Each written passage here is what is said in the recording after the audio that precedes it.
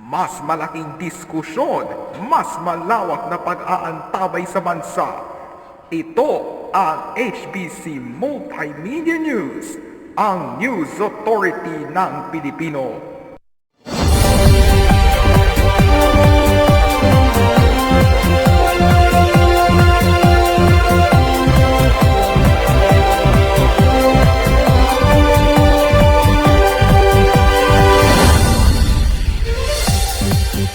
Magandang tanghali po. Ito po ang News Expert Tanghali. Ngayon ay Miyerkules ika-10 ng Hulyo taong kasalukuyan. Ako po si Kuya Andre Ezequiel.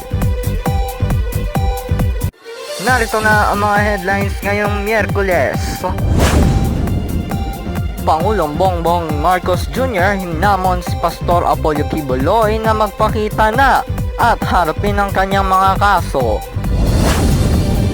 Suspended Bamban Mayor na si Alice Go at ang ilan nitong kaanak pinatawan ng contempt ng Senado matapos hindi dumalo sa pagdinig ngayong araw. May 6,000 pulis ipapakalat sa paligid ng Batasan Complex para magbigay seguridad sa nalalapit na State of the Nation Address o SONA ni PBBM sa July 22. Pangulong Bongbong Marcos Jr. sinabing auntie nila Bimbi at Josh Aquino na si First Lady Lisa Marcos, Chris Aquino humingi ng assistance.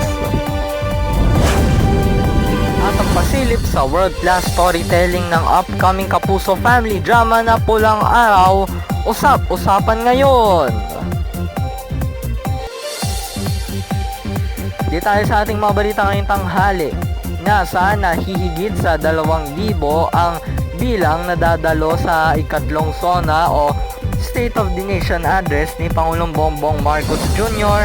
sa July 22, 2024. Magpapatupad naman ang mas maigting na seguridad o pagbabantay sa batasang pambansa para sa paunang pag-ulat ni PBBM. Expert report hatid ni Charlie Cortez.